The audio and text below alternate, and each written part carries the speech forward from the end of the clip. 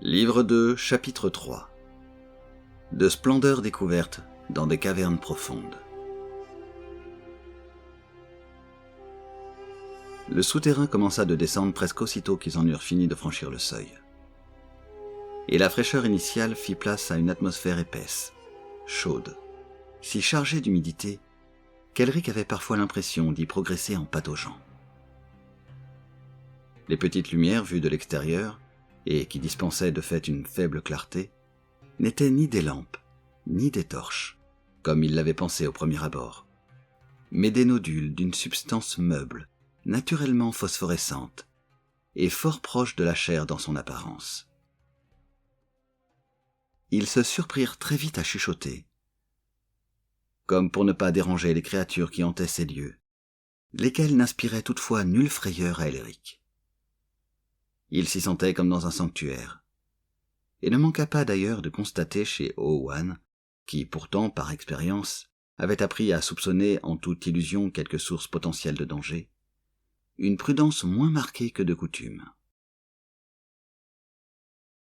De Sadanor à Marador, il n'y eut pour ainsi dire aucune transition visible, sinon peut-être un subtil changement d'ambiance. Puis le souterrain s'ouvrit sur une vaste salle, explosion de bleu, de vert, de jaune d'or, de rose saturés d'une riche brillance, et qui tous coulaient de l'un à l'autre comme une lave qui se fût que récemment refroidie, plus proche des plantes exotiques que de leur réalité de merveilles minérales. Et des parfums, comme émanés des fleurs les plus belles, les plus entêtantes, firent qu'Elric crut entrer dans un jardin peu différent de ceux qu'il avait connus enfant, lieu d'infinie sécurité et sérénité. Nul doute cependant, il s'agissait d'une caverne, et il s'était enfoncé dans le sol pour l'atteindre. Au premier abord ravi, Elric se sentit gagné par une certaine tristesse, car il ne s'était jusqu'alors jamais remémoré ces jardins de son enfance, joie innocente qui rarement visitait un Melnibonéen, quel que fût son âge. Il repensa à sa mère morte en couche, et à son père, ravagé par le chagrin, refusant de reconnaître l'enfant qui avait tué sa femme. Un mouvement dans les profondeurs de la salle fit craindre à Elric quelque péril. Mais les gens qui émergeaient de l'ombre étaient sans armes, et leurs visages étaient empreints de mélancolie contenue. « Nous sommes à Marador », affirma Owen en un murmure. « Êtes-vous ici pour vous joindre à nous ?» La question venait d'une femme vêtue de voiles flottants dont la myriade de chatoyances reprenait en miroir les tons de la roche tout autour. Une longue chevelure d'or fané, des yeux de la nuance d'un très vieil étain. Sa main se tendit pour toucher l'albinos, une forme de salut, et son contact était froid. En lui commença de se faire sentir la contagion de leur tranquille tristesse, et il se dit qu'il existait pire sort que de rester avec le souvenir des désirs et plaisirs passés, du temps où la vie avait eu un caractère d'évidence, où le monde semblait encore si simple à conquérir, à rectifier. Dans son dos monta la voix d'Owen, désagréablement dure à son oreille. « Nous sommes de passage sur cette terre, madame. Des voyageurs dénués de toute hostilité à votre égard, mais ne pouvant rester. » Un homme intervint. « Des voyageurs ? Que cherchez-vous » ? « La forteresse de la Perle, » dit Elric. Franchise qui, manifestement, déplut à Owen. « Nous n'avons nul désir de nous attarder à Marador, nul autre souhait que d'y apprendre où chercher la porte de Paranor. » L'homme eut un sourire désenchanté. « Je crains que son emplacement ne soit perdu. Perdu pour nous tous. Ce dont, toutefois, nous ne souffrons guère. Il y a même dans cette perte un aspect positif. Ne trouvez-vous pas ?» Il tourna vers eux des yeux lointains, rêveurs. « Autant ne pas chercher ce qui ne peut que décevoir. Nous préférons nous remémorer ici ce que nous voulions le plus. Comment c'était de le vouloir ? Mais n'en serait-il pas plus gratifiant d'en poursuivre la quête ? Rétorqua Elric sur un ton sec, dont il fut le premier surpris. En quoi, messire, alors que la réalité s'acharne à rester bien en deçà de l'espoir? Telle est donc votre opinion? Il s'apprêtait à y réfléchir quand il sentit les doigts d'Owen se resserrer sur son bras.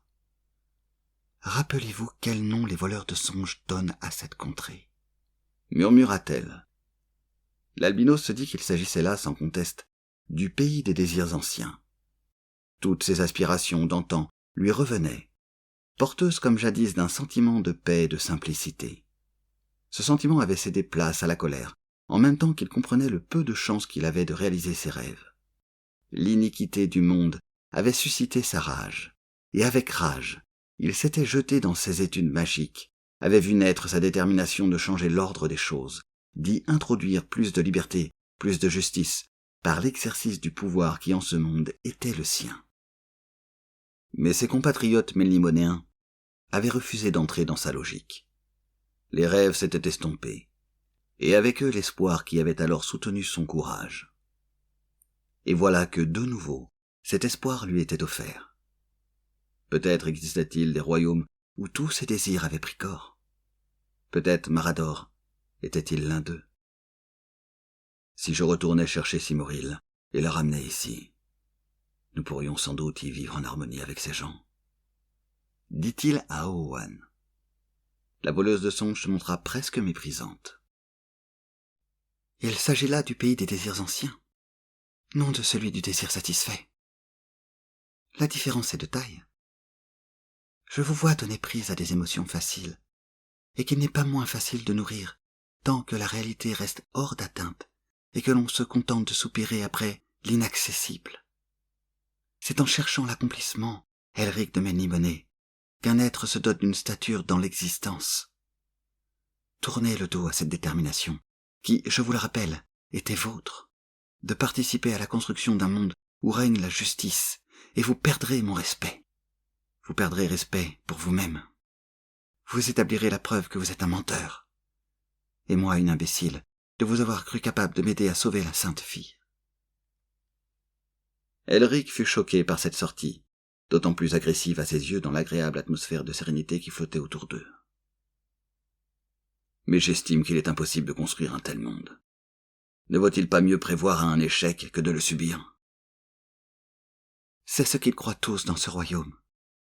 N'allez donc pas plus loin, si vous voulez partager cette conviction qui est à jamais la leur. Moi, je préfère penser qu'il faut toujours tendre vers plus de justice, si piètres soient les chances de succès. Elric se sentit las, pris du désir d'interrompre son errance, de se reposer. Il bâilla, s'étira. Ces gens semblent détenir un secret que je voudrais apprendre. Je crois que je vais m'arrêter un moment pour leur parler avant de poursuivre. Faites-le, et Anig mourra. La sainte fille aussi, et tout ce qui en vous a quelque valeur à vos yeux. Owen n'avait ni haussé la voix, ni pris un ton très différent du constat banal, mais il y avait eu dans ces mots un caractère d'urgence auquel la mélancolie d'Elric ne résista pas. La tentation de se retirer dans les rêves n'était pas nouvelle pour lui. Y eût-il cédé par le passé que pour l'heure nul autre que lui n'eût régné sur son peuple, et que Hyrkoun eût connu la mort ou l'exil. En repensant à son cousin, cet ambitieux forcené, à Simoril attendant son retour pour qu'enfin leurs noces furent célébrées, il se rappela son but présent et chassa toute idée de réconciliation ou de retraite.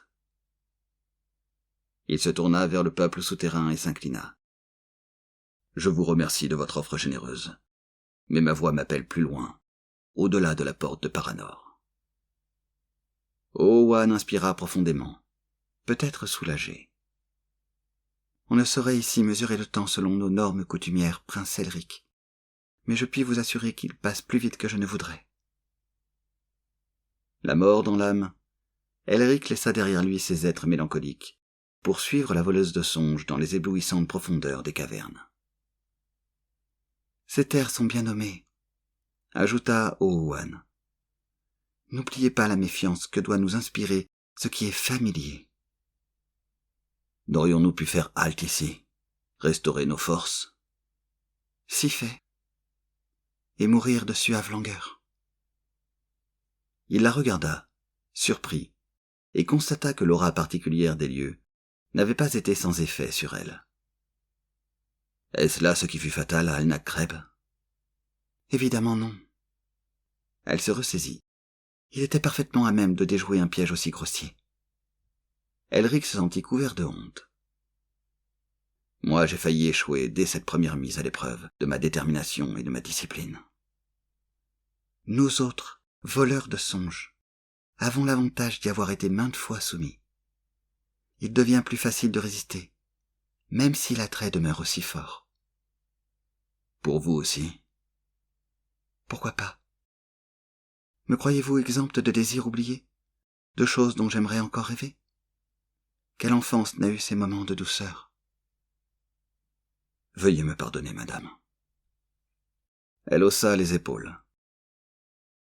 Nous sommes attirés par cet aspect du passé, par le passé en général, je suppose. Mais nous en oublions les autres aspects qui, en premier lieu, nous ont fait basculer dans l'imaginaire. Vous avez donc foi en l'avenir, madame, dit l'albinos en manière de plaisanterie. Le roc se fit glissant sous leurs pas, et si faible que fût la pente, ils furent contraints d'y progresser avec plus de prudence. Devant, Elric crut reconnaître un bruit d'eau qui se fracassait. Peut-être allait-il retrouver le torrent dans son cours souterrain. « Le futur recèle autant de pièges que le passé, » lui répondit-elle en souriant. « Ma foi va au présent, monseigneur, à l'éternel présent. » Quelque chose dans sa voix suggérait que ce point de vue n'avait pas toujours été le sien. Spéculation et remords sont source de maintes tentations, je suppose, dit Elric, et il étouffa un cri devant le spectacle qui s'offrait à son regard.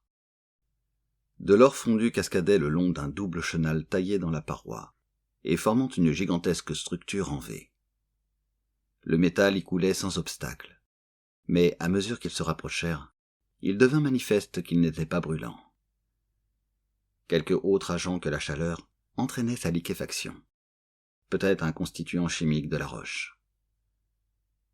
Quand les deux flots d'or se rencontraient, touchant le sol de la caverne, ils s'y élargissaient en un bassin qui à son tour alimentait un ruisseau, lequel se précipitait, bouillonnant, scintillant de la précieuse matière, vers un autre qui, de prime abord, ne paraissait charrier que de l'eau. Mais quand l'albino s'y regarda de plus près, il vit qu'il s'agissait d'argent, et qu'à leur confluent les métaux se mêlaient. Il suivit des yeux ce nouveau ruban de brillance, et le vit rejoindre à quelque distance une autre rivière, d'une lumineuse nuance écarlate cette fois, peut-être de rubis fluide. Au cours de ses voyages, que ce fût dans les jeunes royaumes ou dans les terres du surnaturel, il n'avait jamais rien vu de comparable. Il allait y diriger ses pas, examiner de plus près le phénomène, quand Owen l'arrêta. « Nous avons atteint la porte suivante, » dit-elle. « Cessez, monseigneur, de prêter attention à des merveilles que nous allons quitter. Regardez plutôt. » Son doigt se pointa entre les gerbes d'or des cascades jumelles. Il distingua là comme un espace plus sombre. « C'est Paranor. Êtes-vous prêt à pénétrer dans ce royaume ?» Se remémorant le nom que lui avaient donné les voleurs de songes, Elric se permit un sourire amusé. « Aussi près que je ne pourrai jamais l'être, madame. » Puis, à l'instant même où il s'ébranlait vers le passage, un bruit de galopade se fit entendre derrière eux. Le claquement des sabots sur le sol rocheux de la caverne connut un crescendo dont la voûte ombreuse de cette salle et 1000 autres alentours répercutèrent l'écho. Et Elric n'eut pas le temps de se retourner qu'un corps pesant lui heurtait l'épaule et le jetait de côté. Il eut la sensation d'un cheval d'une blancheur cadavérique, monté par un guerrier à l'armure d'ivoire, de nacre et de pâle écaille. Et aussitôt monture et cavalier eurent franchi la porte d'or liquide et disparu dans l'ombre. Mais nul doute ne subsistait dans l'esprit d'Elric. Celui qui venait de le renverser était identique au gardien rencontré sur le pont. Ce fut d'ailleurs le même rire moqueur qu'il crut entendre, mêlé au bruit des sabots qui s'estompaient, avant que le son ne fût absorbé par ce qui s'étendait au-delà de la porte. « Nous avons un adversaire, » dit Owen. Son visage s'était figé dans une expression soucieuse, et elle crispait des mains sur ses flancs, s'efforçant à l'évidence de garder contrôle sur elle-même. Et il nous a repérés. La forteresse de la Perle ne se contente pas de se défendre. Elle attaque. Vous connaissez peut-être ces cavaliers, pour en avoir déjà vu lors d'autres incursions dans les royaumes du songe. Elle fit non de la tête. Je sais à quelle espèce ils appartiennent, c'est tout. Existe-t-il des moyens de les éviter? Fort peu. Elle fronçait de nouveau les sourcils, absorbée dans l'examen de quelques problèmes dont elle n'était pas prête à discuter. Puis elle parut en remettre la solution à plus tard, et prit Elric par le bras, pour l'entraîner, passer les cascades jumelles d'or fondues à froid, dans une autre salle, où une douce et verte brillance leur donna l'impression de marcher sous un dais de fondaison, filtrant les rayons d'un soleil automnal. Elric retrouva le souvenir de l'ancienne Melniboné, telle qu'elle avait été à l'apogée de sa puissance, quand son peuple avait assez d'orgueil pour s'estimer dépositaire du monde, quand des nations entières s'étaient vues remodelées pour satisfaire ses caprices. Alors qu'Owen et lui abordaient une nouvelle salle, si vaste cette fois que la conscience d'être toujours sous terre ne s'imposa pas tout de suite à son esprit, l'albinos découvrit, resplendissant du même vert chaud et lumineux, les spirales et minarets d'une cité aussi belle que sa chère Imrir, la cité qui rêve, dont il avait exploré les moindres recoins tout au long de son enfance. Cette ville est comme Imrir, et cependant ne lui ressemble en rien, s'exclama-t-il étonné. Non, c'est à Londres qu'elle ressemble, à Tanlorn, à Ras Palum Ataï. C'était dit sans ironie. Owen semblait sincèrement convaincu de l'étroite similitude entre ces villes et plusieurs autres, dont la deuxième seule était connue du Melnimonéen. Mais ce n'est pas la première fois que vous la voyez. Quel est son nom? Elle n'en a pas. Elle les a tous. Il n'en est aucun qui ne lui convienne, si c'est ainsi qu'on veut la nommer. Puis elle se détourna, comme pour se reposer un instant, avant d'entraîner son compagnon sur le chemin qui passait en contrebas de la cité. Ne devrions-nous pas y monter? Il se peut que nous y trouvions des gens qui soient à même de nous mettre sur la bonne route. Et d'autres qui s'empresseraient de nous la barrer, dit-elle. Il est désormais clair, prince Elric, que l'on a eu vent de notre présence, et que certaines forces pourraient avoir l'intention de nous arrêter à tout prix. Vous pensez que les aventuriers magiciens nous ont suivis? Ou précédés, laissant pour le moins quelque chose d'eux dans ces royaumes. Elle posait sur la cité un regard empli de méfiance. Cela semble un endroit si paisible. Plus il contemplait cette ville, plus son architecture l'impressionnait, la symphonie de ses pierres, vertes à l'unanimité, mais variant dans leurs nuances du jaune au bleu. Il y avait là de vastes arcs-boutants, des ponts jetant d'une tour à l'autre leur dos d'âne, des envolées hélicoïdes aussi délicates que des toiles d'araignée, si hautes pourtant qu'elles disparaissaient presque dans l'ombreuse altitude de la caverne. Elles semblaient refléter une part de lui dont il ne pouvait sur l'instant se rappeler. Il languissait d'y être. Les directives d'Owen lui devinrent insupportables, bien qu'il eût juré de les suivre. Il commençait de se dire qu'elle ne savait pas plus que lui où aller, n'était pas mieux pourvue pour atteindre leur but. « Il nous faut continuer, » dit-elle, la voix plus pressante. « Je sais pouvoir trouver ici quelque chose qui puisse restaurer la grandeur d'Imrir. J'en prendrai alors la tête pour dominer le monde, et n'y plus répandre cette fois terreur et cruauté, mais bienveillance et beauté. » « Je vous croyais moins enclin à vous leurrer, prince Elric. »« Quel mal y a-t-il à nourrir de telles ambitions ?» rugit-il hors de lui. « Simplement qu'elles n'ont rien de réaliste, qu'elles sont qu'illusions, comme cette cité. » »« Qui, à moi, me paraît assez solide. »« Solide? Si fait, elle l'est en un sens. Vous en passez les portes, et elle ne vous lâche pas plus qu'une amante longtemps délaissée. Allez, prince, venez, je vous y escorte. » À son tour, elle semblait saisie par la colère. D'un pas décidé, elle s'engagea sur les lacets d'obsidienne de la route qui montait vers la ville. Sidéré par ce changement d'humeur, Elric suivit, déjà plus calme. « Je m'en remets à vous, madame. Excusez mon éclat. » Elle ne l'écoutait plus.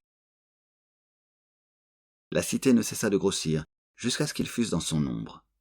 renversant la tête pour embrasser du regard des murs, des coupoles, des tours dont les dimensions par leur gigantisme interdisaient d'en évaluer l'exacte étendue. « Tenez, voilà une porte. Franchissez-la, et je vous dis adieu. J'essaierai seul de sauver l'enfant, pendant que vous pourrez vous adonner aux croyances perdues, et perdre ainsi celles qui sont présentement les vôtres. » Et maintenant qu'Elric voyait de plus près ces murs, il les découvrait translucides comme du jade, laissant deviner des formes sombres où il reconnaissait des silhouettes d'hommes, de femmes, d'enfants. Il étouffa un cri, se rapprocha encore, observa ces visages, des visages vivants, dont les yeux refusaient la mort, dont les lèvres s'étaient figées dans une expression de terreur, d'angoisse ou de misère. Autant de mouches prisonnières dans l'ambre. C'est le passé suspendu, prince Elric. Le sort de qui s'attache à retrouver ses croyances perdues, sans s'être d'abord efforcé d'en chercher de nouvelles. Cette ville porte un autre nom. Les voleurs de songes l'appellent cité d'inventives couardises. Vous auriez peine à suivre les méandres logiques qui amènent tant de gens dans cette impasse et les font contraindre ceux qu'ils aiment à partager leur destin. Souhaitez-vous rester avec eux, prince Elric ? Et bercez vous aussi vos croyances perdues ? L'albinos se détourna de la cité, frissonnant. Mais si l'on peut ainsi constater ce qu'il est advenu des voyageurs qui ont franchi ces portes, pourquoi s'obstine-t-on à les suivre ? Par refus de voir l'évidence. C'est là le grand triomphe du besoin aveugle sur l'intelligence de l'homme et sur ses facultés spirituelles. Ensemble, ils retournèrent vers le chemin au bas de la colline.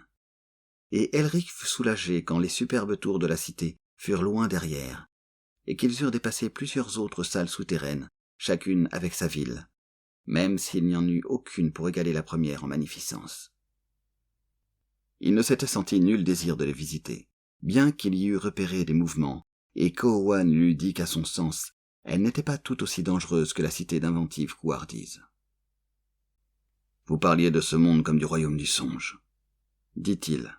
« Et de fait, madame, un tel nom lui convient car il semble faire l'inventaire des formes qu'empruntent les rêves. On en viendrait presque à le croire né du cerveau d'un poète, tant sont insolites certaines visions qu'il présente. »« Je vous ai dit. » La voix d'Owen avait repris sa chaleur maintenant que le Melnémodéen ne niait plus l'existence du danger. « Que seul l'essentiel de ce dont vous êtes ici témoin est la matière juste ébauchée de réalité que d'autres mondes, tels le vôtre et le mien, attendent toujours de connaître. Dans quelle mesure accéderont-elles ailleurs à l'existence ? Je l'ignore. De tels endroits, au cours des siècles, se sont vus façonnés par des générations de voleurs de songes qui ont imprimé une forme à ce qui, sans eux, n'en aurait pas eu. Elric commençait à mieux comprendre ce que sa compagne lui avait jusqu'alors expliqué. Plutôt que de dresser la carte de ce qui est, vous superposez votre propre carte. Jusqu'à un certain point. Car nous n'inventons rien, nous bornant à décrire d'une certaine manière. Nous y trouvons le pouvoir de tracer des sentiers dans chacun des innombrables royaumes du songe, puisque ces contrées, sur ce point seulement, se conforment les unes aux autres. Il peut donc en réalité y avoir 1 millier de contrées différentes dans chaque royaume. Si vous voulez. Ou une infinité, ou une seule comportant une infinité d'aspects. Les routes sont faites pour qu'un voyageur sans boussole ne court pas le risque de trop s'écarter de sa destination. Son rire fut presque gai. Les noms colorés que nous donnons à ces lieux ne ressortent pas de quelques inspirations poétiques ou du caprice, mais d'une certaine nécessité. La justesse de nos descriptions conditionne notre survie. Vos paroles suscitent en moi de profondes résonances, madame, car ma propre vie tend à dépendre d'une bonne lame au fil acéré. Tant qu'il en est ainsi, prince Elric, c'est à un singulier destin que vous vous condamnez. Est-ce là ma mort que vous prédisez ? Owen fit non de la tête. Ses belles lèvres sourlèrent dans une expression d'infinie compassion, d'infinie tendresse. La mort est inévitable pour la quasi-totalité d'entre nous, sous une forme ou sous une autre. Et je dois admettre que, si le chaos venait à conquérir le chaos, vous seriez l'instrument de cette remarquable conquête. Il serait triste toutefois qu'en domptant le chaos, vous en veniez à vous détruire vous-même, et à détruire tout ce qui vous est cher. Je vous promets, dame Owen, de faire mon possible pour éviter un tel destin. Il s'interrogea sur le regard qui passait dans les yeux de la voleuse de songes, puis choisit de ne pas fouiller plus avant. Il traversait à présent une forêt de stalagmites et de stalactites. Dans les mêmes éclatantes nuances de vert sombre, de bleu saturé, de rouge opulent, et dans la cristalline mélodie de l'eau que distillait le plafond de la caverne. Parfois, une de ces gouttes énormes tombait sur l'un d'eux. Mais grâce à la nature spéciale des lieux, la victime ne restait jamais trempée bien longtemps. Ils avaient commencé de se détendre, marchant bras dessus, bras dessous, presque joyeux, quand ils repérèrent des silhouettes furtives entre les crocs des pierres qui hérissaient les décors devant eux. « Des spadassins !» fit Elric en un souffle, avant d'ajouter, sarcastique. « C'est maintenant qu'une épée serait bien utile. » Il n'accordait plus qu'une moitié de sa conscience à la situation, l'autre explorant les plans des élémentaux et cherchant quelque sortilège, quelque assistance surnaturelle. En vain. Il semblait que les voies mentales qu'il avait coutume de suivre lui étaient barrées. Les guerriers se révélaient voilés, vêtus de lourdes capes ondoyantes, et la tête protégée par des aumes de métal et de cuir. Elric sentit des yeux durs et froids posés sur lui, des yeux aux paupières tatouées, et comprit aussitôt qu'il avait affaire à des membres de la secte assassine des aventuriers magiciens de Quarzazat, restés en arrière quand leurs camarades s'étaient retirés des royaumes du songe.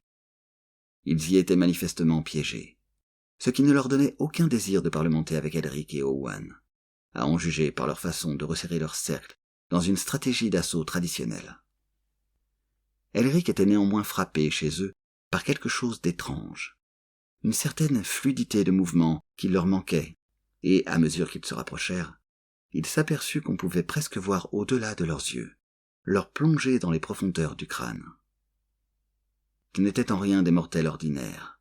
Il lui évoquait des hommes vus à Imrir, la fois où il avait accompagné son père lors d'une de ces rares expéditions locales où Sadric choisissait de l'emmener, dans d'antiques arènes détenant entre leurs hauts murs des Melnibonéens qui avaient perdu leur âme à la poursuite d'un savoir magique, mais dont les corps restaient vivants. Ces êtres aussi lui avaient paru animés de la même haine rageuse et glacée envers tout ce qui n'était pas eux. Owen poussa un cri, et rapidement se déplaça, tomba un genou à terre, alors que sur elle une épée se ruait d'estoc, puis claquait contre l'une de ses longues concrétions calcaires. Si dense était l'entassement des stalagmites, que les tueurs Quarzazaatim avaient quelque difficulté à manier leurs armes, et, un temps, l'albinos et sa compagne réussirent à esquiver les lames, jusqu'à ce que l'une d'elles lui entaillât le bras, et à sa relative surprise, en tira du sang. Ce n'était plus qu'une affaire de temps, comprit le prince de Melniboné, avant qu'ils ne se fissent aussi tous les deux. Et alors qu'il se rejetait en arrière, acculé contre l'une des dents minérales, il la sentit bouger dans son dos. Pour quelque motif, l'aiguille de pierre s'était descellée. De tout son poids, il pesa sur elle. La stalagmite commença de basculer. Aussitôt, il alla se placer de manière à le recevoir sur l'épaule, pointe en avant, puis se rua sur le plus proche assaillant. La lance improvisée cueillit l'homme voilé en pleine poitrine. Un cri morne, angoissé, jaillit des lèvres de l'aventurier magicien, cependant qu'un sang étrange apparaissait autour du roc fiché dans son torse, et bizarrement semblait y être réabsorbé. Elric se jeta sur l'homme et lui arracha des mains sabre et poignard, alors qu'un autre s'abattait déjà sur lui par derrière. Toute son adresse au combat, tout son martial savoir lui revenait. Bien avant que Stormbringer ne lui fût échu, il avait été formé dans les arts de l'épée et de la dague, de l'arc et de la lance, et n'eut en conséquence nul besoin d'une lame enchantée pour régler proprement son compte à un deuxième assassin, puis à un troisième. Hurlant à Owen de se servir en armes, il bondit de roche en roche, prit ses adversaires un par un. Il se mouvait avec lenteur, visiblement indécis, mais nul ne tenta de fuir. Owen l'eut bientôt rejoint, montrant qu'elle n'était pas moins rompue que lui aux techniques de l'escrime. Il admira la délicatesse de ses feintes, l'ambidextre sûreté de ses poignets, tant dans l'assaut que dans la parade, les coups qu'elle portait avec une efficacité maximale, grossissant son propre tas de cadavres avec l'économie d'un chat dans un nid à rats. Elric prit le temps de lui dédier par-dessus son épaule un large sourire. Pour une personne qui vient si récemment de me vanter la supériorité des mots sur l'épée, vous me semblez parfaitement à l'aise, madame, une lame à la main. Il n'est pas mauvais d'avoir l'expérience des deux avant de faire son choix, dit-elle. Elle expédia un autre de leurs assaillants. Et je dois admettre, prince Elric, qu'il est des circonstances où une longueur de bon acier l'emporte sur une phrase bien tournée. Ensemble ils combattirent, tels de vieux compagnons d'armes, au style complémentaire mais apparenté, et sans cruauté l'un et l'autre, à l'instar des meilleurs soldats, sans prendre plaisir au meurtre, avec la seule intention de vaincre au plus vite, au moindre coup de souffrance pour leur adversaire. Ceux-ci d'ailleurs n'en paraissaient pas éprouvés. Ils se bornaient à mourir sur ce même et troublant gémissement d'angoisse, et le sang qui sortait de leurs blessures était à coup sûr une singulière substance. Enfin l'homme et la femme en eurent fini et se reposèrent, accoudés sur leurs lames d'emprunt, pantelant et s'efforçant de dominer la nausée qui succède aux batailles. Et tout autour d'eux, sous leurs yeux, les corps se dissipèrent, ne laissant que quelques épées çà et là. Le sang aussi disparut. Du combat dont la vaste caverne venait d'être le théâtre, il ne subsista pour ainsi dire nul signe. Où sont-ils partis? Owen ramassa un fourreau et y gaina son nouveau sabre. En dépit de ce qu'elle s'était complu à répéter, elle avait clairement l'intention de ne pas poursuivre plus avant sans armes. 2 dagues prirent le chemin de sa ceinture. Où? Ma foi... Elle hésita. Vers ce dont ils étaient issus, quelques bassins d'ectoplasmique semi-existence. C'étaient presque des fantômes, prince Elric. Mais pas tout à fait. Il s'agissait, comme je vous l'ai dit, de ce que les aventuriers magiciens ont abandonné derrière eux. Dois-je comprendre qu'ils n'ont qu'en partie regagné notre monde? Et qu'il en fut de même pour Al-Nakreb? Exactement. Elle inspira, parut vouloir ajouter quelque chose. Mais alors, reprit Elric, pourquoi ne voyons-nous pas reparaître Alnak ici, et toujours vivant? Parce que nous ne le cherchons pas, dit-elle sur un ton de nouveau ferme et péremptoire, si bien qu'Elric ne s'autorisa qu'un ultime commentaire. Et peut-être n'aurions-nous, de toute manière, aucune chance de le trouver ici, dans le pays des croyances perdues. Conclut-il tranquillement. Juste, dit Owen. Puis le Melnimodéen la prit dans ses bras, et quelques secondes durant, ils restèrent enlacés jusqu'à se sentir prêts à repartir en quête de la porte de Célador. Plus tard, alors qu'Elric l'aidait à franchir un autre pont naturel, surplombant cette fois des flots d'une substance brun terne, Owen lui confia. Pour moi non plus, cette aventure n'a rien d'ordinaire, prince Elric. D'où le besoin que j'avais de votre compagnie. Vaguement perplexe sur le motif d'un tel aveu concernant ce qu'ils avaient tous deux tenu comme allant de soi, jusqu'alors, l'albinos s'abstint de répondre. Quand les femmes aux longs museaux les attaquèrent, armées de raies et d'épieux, il ne leur fallut que peu de temps pour se tailler la voie libre et repousser les craintives créatures. Il ne fut guère plus gêné par les choses renards qui progressaient par bonds sur leurs pattes de derrière et dont les griffes évoquaient des serres d'oiseaux. Quant à ces meutes d'animaux hargneux qui ne ressemblaient rien d'autre qu'à des chevaux, de la taille d'un chien, et parlaient quelques mots d'une langue humaine, sans toutefois en saisir le sens, ce fut dans un joyeux échange de plaisanteries qu'ils les massacrèrent. Et voilà qu'ils finissaient par atteindre les extrêmes limites de Paranor, et voyaient surgir devant eux 2 énormes tours de pierre, ciselées de balcons, de croisées, de terrasses et de créneaux que submergeait un très vieux lierre et d'étranges ronces, ponctuées de baies jaunes claires.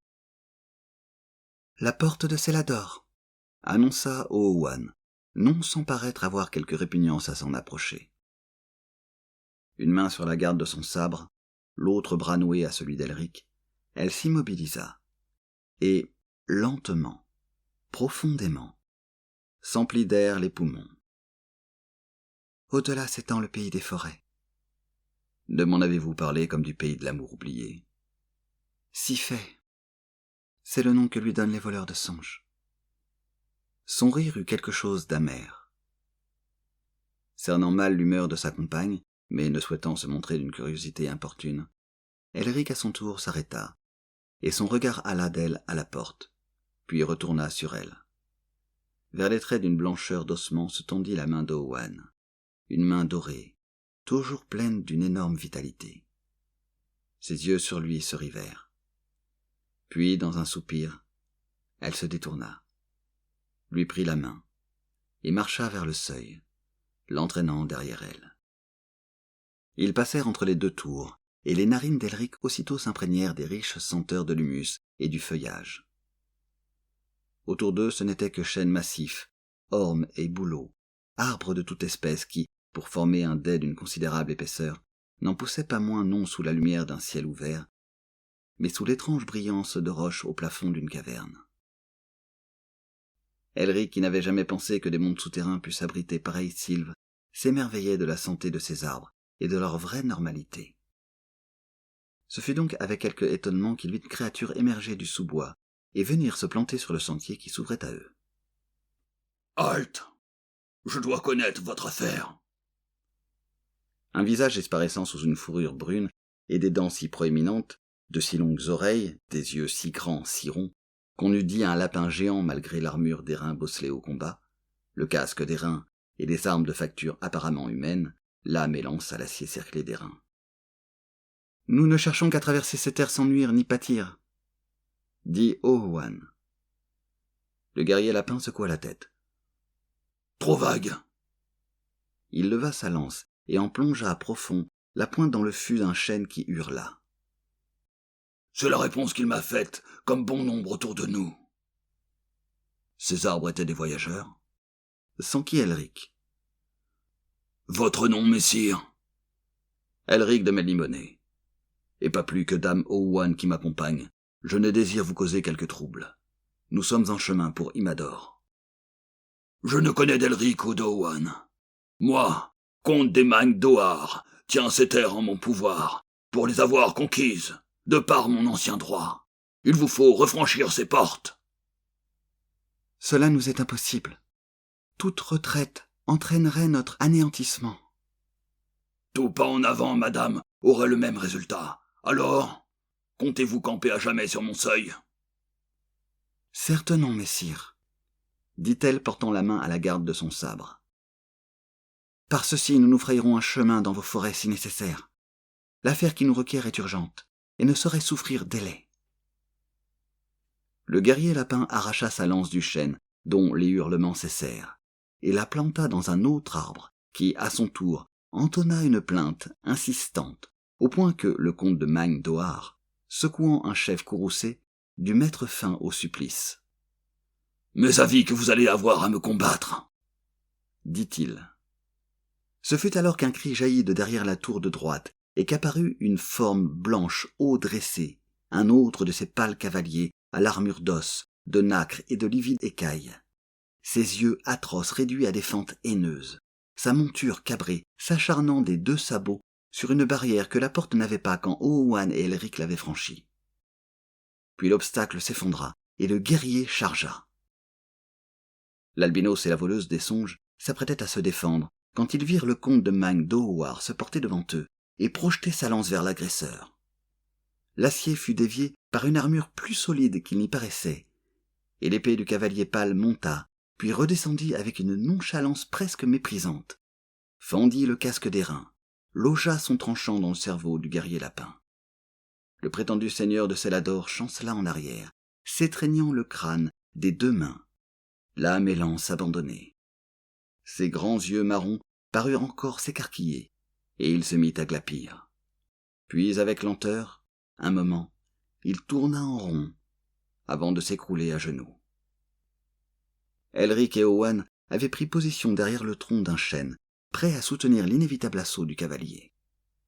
La monture de celui-ci de nouveau se cabra, renâclant avec la même furie aveugle que son maître.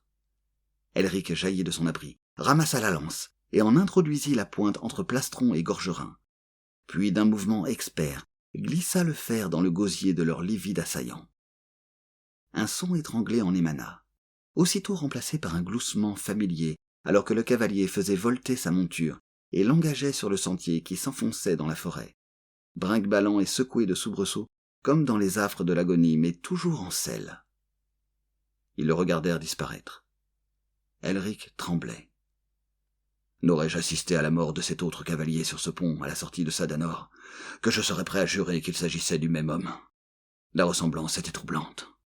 « Vous ne l'avez pas vu mourir », lui rappela Owen, seulement plongé dans l'abîme.